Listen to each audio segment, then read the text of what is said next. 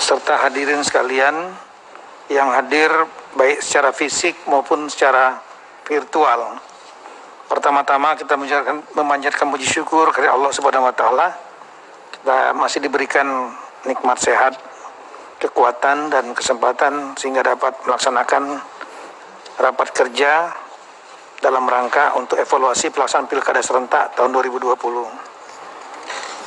Seperti kita ketahui bahwa kita sudah melaksanakan sejumlah evaluasi yang cukup intens selama proses Pilkada, mulai dari tahapan pertama sampai ke tahapan-tahapan yang lain. Kita sudah pernah melakukan pembahasan, bahkan adanya penundaan, dan kemudian kita bersepakat untuk dilanjutkan, dan intinya ada penundaan waktu pemungutan suara yang semula di bulan September berdasarkan undang-undang, dan dengan adanya Perpu yang kemudian disahkan menjadi undang-undang, maka pemilihan Pilkada serentak 2020 diundur ke tanggal 9 Desember. Jadi poin penting yang kami sampaikan bahwa kita sudah pernah melaksanakan pengunduran karena adanya pandemi COVID-19. Tapi kemudian kita mengambil opsi dilaksanakan di 9 Desember tahun 2020.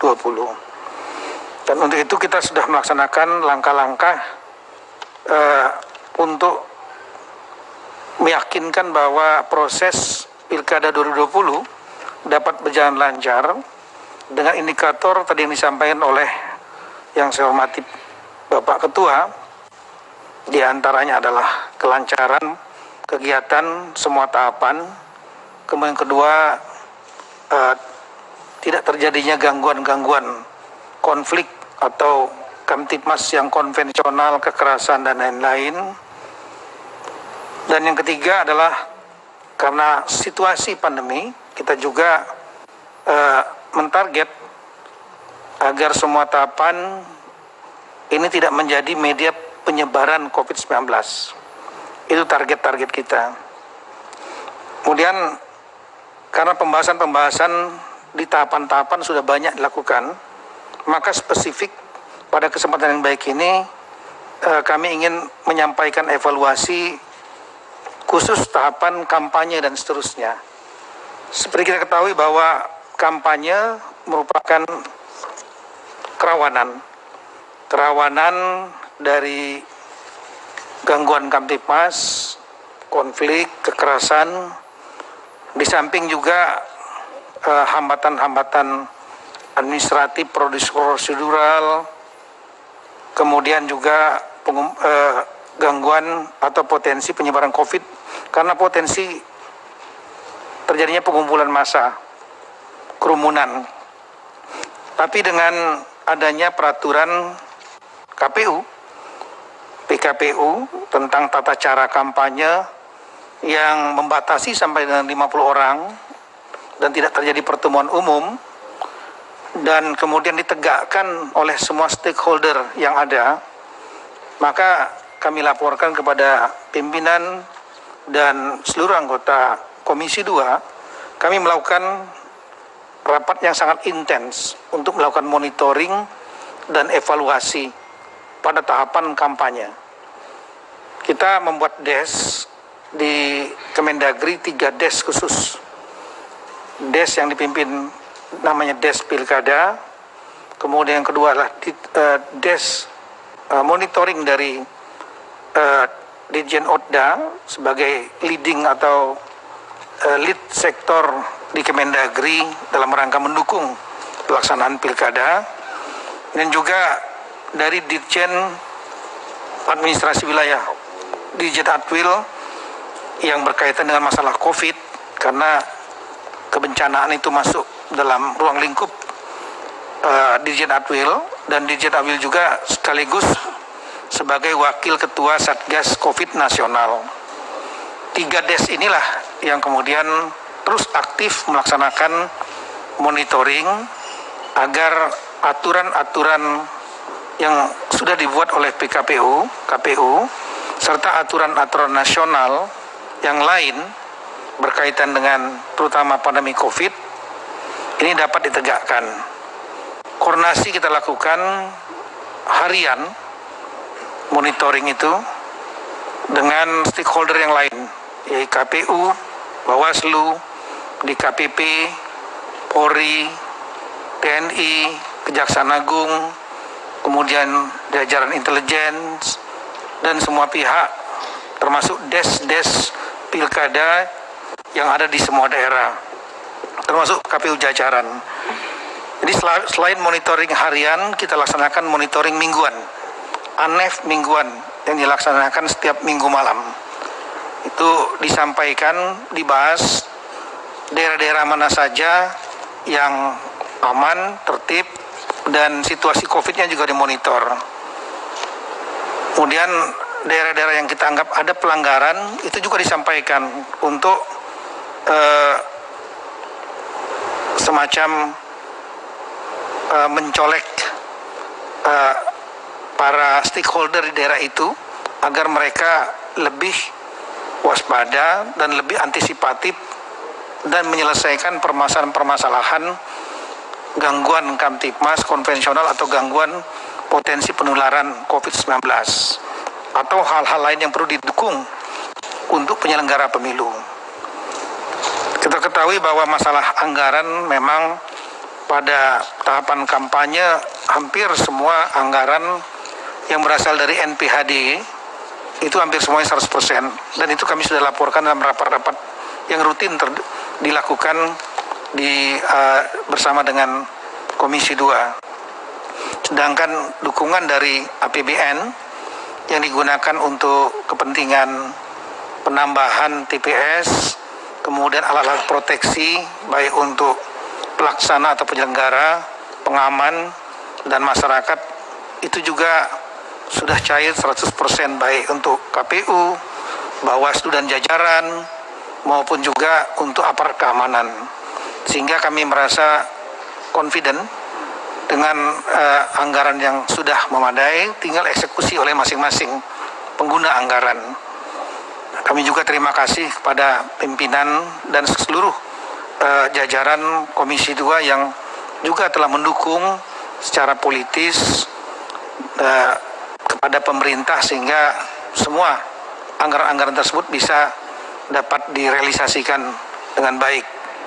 Kemudian pada masa tahapan kampanye yang kita anggap paling rawan itu juga sama, kita sudah melaksanakan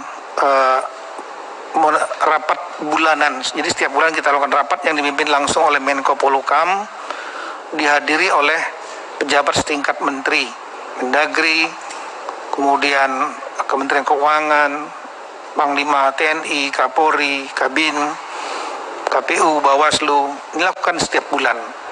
Dengan mekanisme monitoring tersebut, maka alhamdulillah ke kampanye kita melihat bahwa relatif cukup baik dan ada pertemuan dialog tatap muka. Saya kira nanti dari KPU juga bisa menjelaskan. Dan dalam informasi yang disampaikan oleh Kasatgas COVID, lebih kurang 2,2% terjadi pelanggaran, dan pelanggaran itu sebagian seluruhnya sudah dilakukan tindakan baik dalam bentuk teguran maupun dalam bentuk pembubaran atau bahkan dalam bentuk proses pidana, karena overlapping bukan hanya peraturan KPU yang ditegakkan, juga peraturan nasional yang berhubungan dengan COVID, misalnya Undang-Undang Wabah Penyakit Menular, Undang-Undang tentang Karantina Kesehatan, Undang-Undang Kesehatan, dan lain-lain. Dengan mekanisme seperti itu, maka kita melihat bahwa periode kampanye relatif sekali lagi berjalan lancar. Dan kemudian kalau data yang selalu kami monitoring data yang dari Kasatgas COVID yang memaparkan bahwa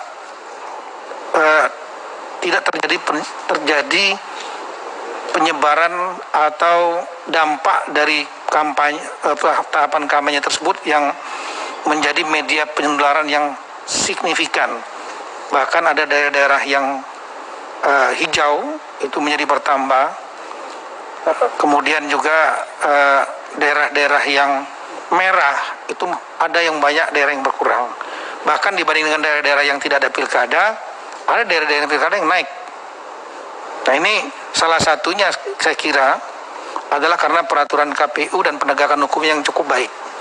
Jadi termasuk dengan mewajibkan atau mendukung paslon untuk melakukan pembagian masker, kemudian taat pada protokol kesehatan menjadi model, dan juga kami berterima kasih kepada KPU yang sudah dan juga didukung oleh Komisi 2 DPR yang membuat tema utamanya itulah tentang penanganan COVID dan manajemen penanganan COVID dan dampak sosial ekonominya menjadi isu sentral dalam debat dan lain-lain. Itu membuat para paslon dan pendukungnya otomatis menjadi salah satu poin untuk mendapatkan elektabilitas. Dan kemudian komunikasi juga kita lakukan dengan semua partai, semua sekjen partai. Semua sekjen partai juga sudah memberikan surat edaran, bahkan ada yang sudah memberikan instruksi kepada partai-partai daerah masing-masing, juga kepada paslon. Kami pun juga melakukan rapat bersama dengan para paslon, calon, untuk mereka mentaati protokol kesehatan. Dan ini alhamdulillah dengan penyebaran yang cukup masif, alat peraga kampanye, masker dan lain-lain, itu cukup membantu untuk menekan penularan COVID-19 di daerah-daerah yang ada pilkada. Nah, kemudian pada masa tenang saya kira juga berlangsung yang baik, karena semua alat peraga juga dicopot sendiri, bahkan bersama-sama dengan Satpol PP, TNI, Polri, dan lain-lain. Dan kemudian tidak terjadi kejadian yang signifikan selama masa tenang. Dan pada saat pemungutan suara menyebut hari puncak, dengan pengaturan yang sangat baik dari peraturan KPU yang mengatur jam kedatangan, sehingga seperti appointment dengan dokter rumah sakit ini, pengaturan ini sangat baik sekali. Karena dengan pengaturan ini dan penegakannya dilakukan, setiap orang yang sudah selesai, artinya disiapkan peralatan proteksi, sarung tangan, tempat cuci tangan dengan sabun, kemudian masker juga disiapkan bagi yang tidak bawa, dan kemudian hand sanitizer, pembersihan desinfektan sebelumnya di tempat, adanya bilik khusus untuk yang temperaturnya di atas 73,3, ini relatif cukup baik berlangsung. Dan kemudian yang setelah selesai mencoblos langsung kembali, kecuali para saksi yang sudah ditetapkan. Ini membuat kerumunan tidak banyak terjadi dan bahkan memudahkan para penyelenggara, karena ritmenya dari jam 7 sampai jam 13 ritmenya menjadi konstan. Yang datang sudah bisa diprediksi dan biliknya cukup. Nah ini di masa pemungutan suara ini relatif baik, sehingga hasil ANEF dengan Satgas COVID menunjukkan bahwa tingkat kepatuhan mulai dari kampanye sampai pemungutan suara, kepatuhan kepada protokol itu antara 89 sampai dengan 96%. Artinya 89% pemilih itu dan penyelenggara patuh pada protokol kesehatan. Ada yang mencapai angka 96% bahkan. Ini disampaikan langsung oleh juru bicara Satgas COVID. Bahkan di daerah-daerah yang masa pilkada, kepatuhannya sangat tinggi dibanding daerah yang tidak melaksanakan pilkada. Kemudian ada memang beberapa persoalan yang nanti saya kira KPU Bawaslu juga bisa menjelaskan. Ada hambatan-hambatan diantaranya mengenai masalah dalam pelaksanaan pemungutan suara. Diantaranya adalah, mohon maaf tadi mengenai masalah partisipasi, kalau itu menjadi ukuran, secara umum 76,9% ini saya kira cukup baik. Kenapa? Karena angka ini mendekati target 77,5% kalau setelah KPU, dan ini melebihi melampaui partisipasi pemilih voters turnout pilkada tahun 2015, pilkada yang sekarang ini dipilkadakan daerahnya. Dan ini kita melihat bahwa dengan angka ini salah satu saya kira keberhasilan kita, bangsa kita. Karena Amerika itu melaksanakan pemilu yang besar, pilpres dan lain-lain, itu tingkat partisipasinya 66,9%, itulah tertinggi selama 120 tahun terakhir. Yang tertinggi adalah di tahun 1973,9%. Tapi kita bersyukur kita 76,09%.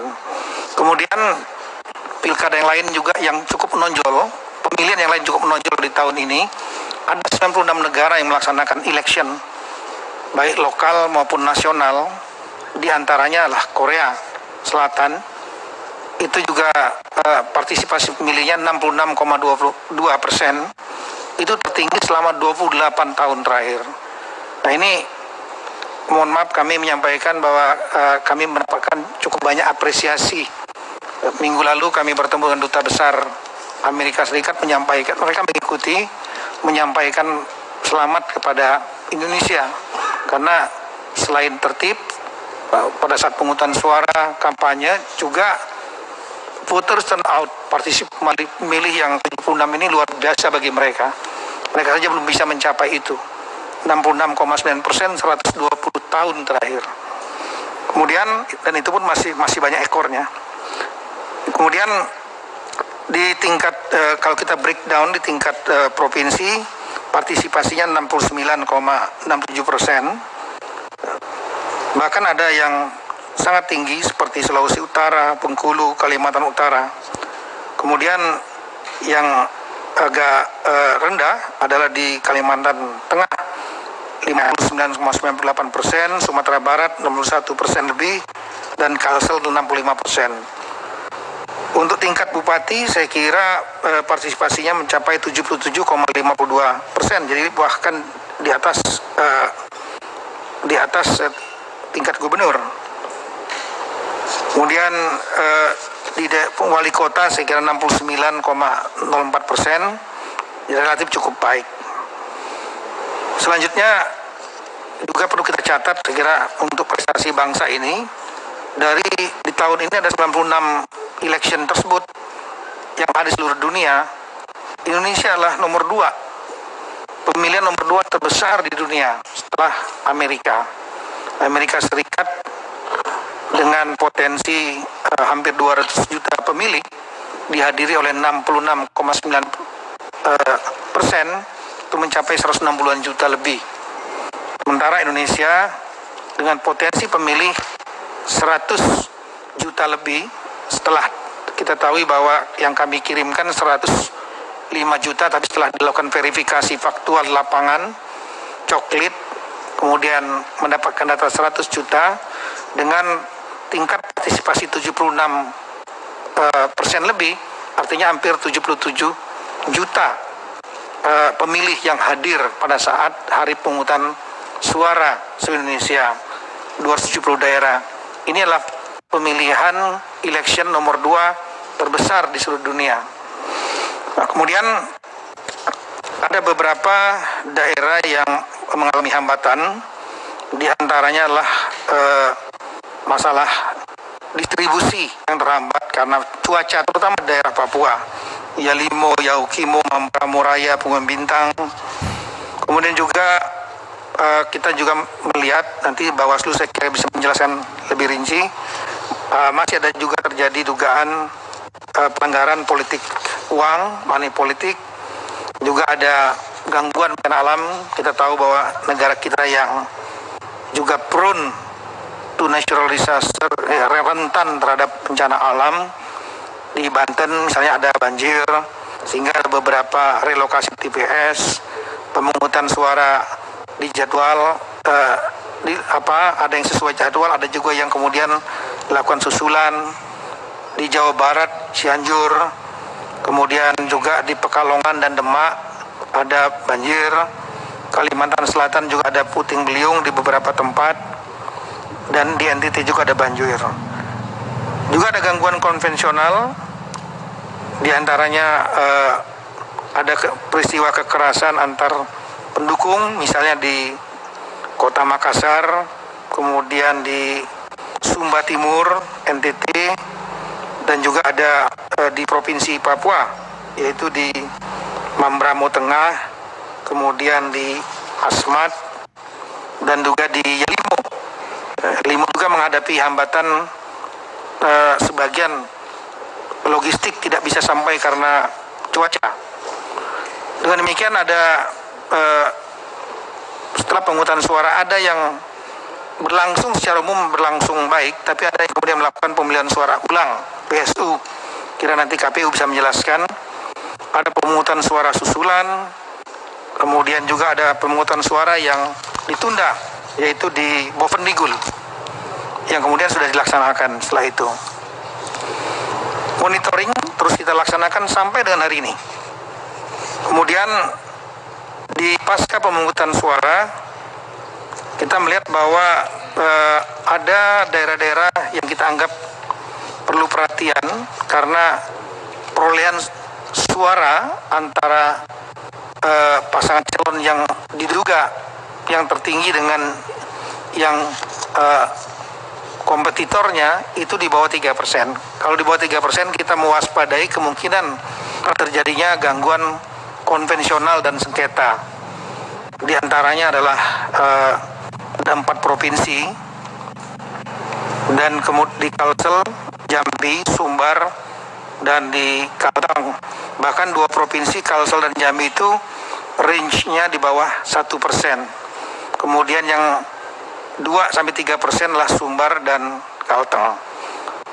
Dan untuk pemilihan wali kota, wakil wali kota, ada 3 daerah yang persentasenya di bawah, selisihnya di bawah 3%, yaitu Kota Metro, Lampung, Samarinda, dan Ternate. Kemudian di tingkat kabupaten ada 25 kabupaten yang selisihnya itu 3%, di bawah 3%. Di antaranya adalah Karimun ini bahkan sangat tipis sekali. Sumba Barat, Maneling Natal, Madinah, Labuan Batu, Sumbawa, dan Belu. Kemudian ada yang 0,1%, seperti di Penukal, Abab, Lematang, Ilir, Tasikmalaya, Tojo, Una-Una, Solo, Morowali Utara, Malaka. Ada yang 8 kabupaten selisihnya 1-2%, Sidoarjo, Purworejo, Rembang, Konawe Selatan, Sekadau, Lampung Timur, Linggar, dan Gresik. Kemudian ada 5 kabupaten yang 2-3%, Lebong, Gunung Kidul, Manggarai Barat, Sijunjung, dan Sungai Penuh. Nah, ini tentu akan menimbulkan potensi gugatan. Saya kira yang data gugatan juga nanti ada 135 kalau tidak salah, nanti teman-teman dari KPU Bawaslu juga bisa menjelaskan. Berkaitan dengan masa jabatan kepala daerah, ada 207 daerah yang pilkada masa jabatannya akan berakhir di bulan Februari. Ini perlu diwaspadai lah kalau ternyata gugatan masih berlangsung, sementara masa jabatan pejabat petahana sudah selesai, maka mungkin perlu tentunya harus diisi. Kemudian dengan pejabat sementara. Kemudian ada juga yang berakhir di bulan Maret 2021. Bahkan ada satu yang berakhir di tahun 2022. Nah, ini yang menjadi perhatian kita tentang kewenangan-kewenangan mereka nantinya. Kemudian yang lain saya kira mengenai dampak terhadap COVID, baik pada tahapan kampanye maupun pemungutan suara. Dari data yang ada di Satgas COVID, di daerah-daerah pilkada ini memang tidak terdapat kenaikan yang signifikan, yang kalau dibandingkan dengan daerah-daerah pilkada juga terjadi kenaikan. tapi kenaikan tidak signifikan. Kalau mungkin ada klaim yang menyampaikan bahwa pilkada ini menjadi media penularan, maka ini mungkin perlu dilakukan pendalaman daerah mana dan apa benar pilkada itu yang menjadi penyebabnya. Karena bersinggungan kita melihat bahwa dari data tanggal 9 pemungutan suara, kalau masa inkubasinya 14 hari, kita melihat dampaknya tidak terlalu signifikan. Nah, mungkin liburnya yang menjadi masalah, karena tanggal 9 itu libur, tanggal 9, sehingga mungkin bukan pada saat libur pencoblosannya, peristiwa pencoblosannya, tapi karena libur orang kemudian berkumpul. Demikian juga beberapa daerah yang tidak melaksanakan pilkada, yang mungkin menyampaikan bahwa ada dampak pilkada. Ini juga mungkin masih perlu ditanyakan, apakah karena pilkadanya mereka kemudian datang pulang ke daerah itu mencoblos, atau mereka karena liburnya, karena tanggal 9 adalah hari libur nasional.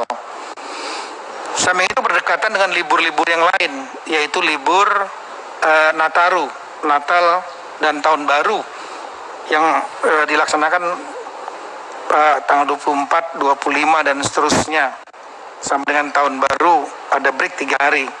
Nah, ini kami melihat bahwa dari diskusi dengan Satgas Covid nasional, justru daerah pilkada sekali lagi kepatuhannya tinggi.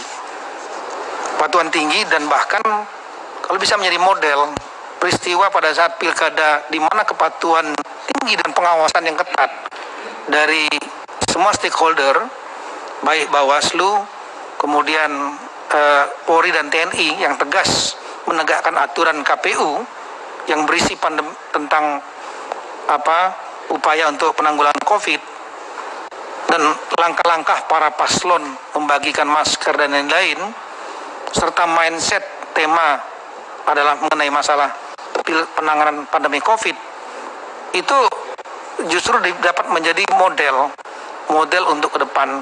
Dalam model juga bagi daerah lain, jangan sampai lepas, baiknya seperti itu kira-kira ketaatan dan kepatuhannya.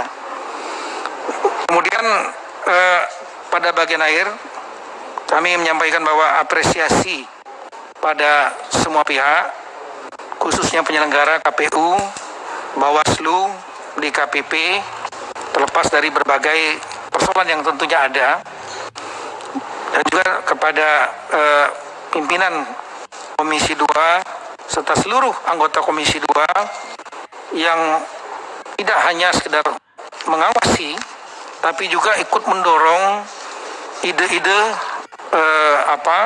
agar pilkada dapat berjalan dengan lancar, sehingga dengan dukungan politik dari Komisi 2 dan juga pengawasan dan diskusi yang sangat ketat sekali ketika untuk melakukan pengaturan itu membuat penyelenggara dan juga pemerintah menjadi sangat fokus untuk sangat serius dan berkoordinasi di tingkat pemerintah dan penyelenggara untuk bersama-sama membuat pilkada yang lancar, aman dari gangguan konvensional, aman juga dari pandemi COVID, dan juga tingkat partisipasi yang tinggi.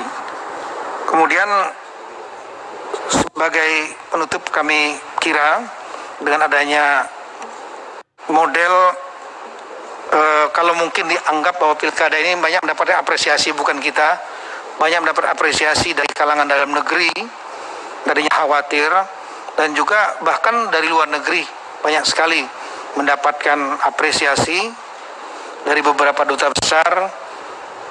Mereka juga mengamati pelaksanaan pilkada kita, dan hampir semuanya menyampaikan kepada saya apresiasi Indonesia bisa menyelenggarakan luar biasa dengan aman, tertib.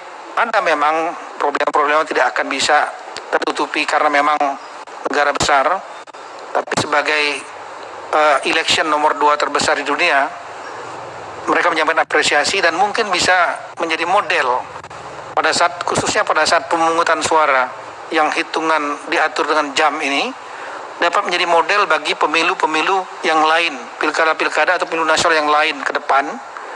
Dan kita juga dari Kemendagri membuat tim untuk membukukan proses-proses ini, langkah-langkah ini dalam bahasa Indonesia, dalam bahasa Inggris, untuk juga kita sampaikan kepada rekan-rekan duta besar negara lain, sehingga mereka juga mungkin bisa memetik pelajaran dari pelaksanaan pilkada di Indonesia. Kami kira demikian, pimpinan. Sekali lagi terima kasih banyak. Assalamualaikum warahmatullahi wabarakatuh.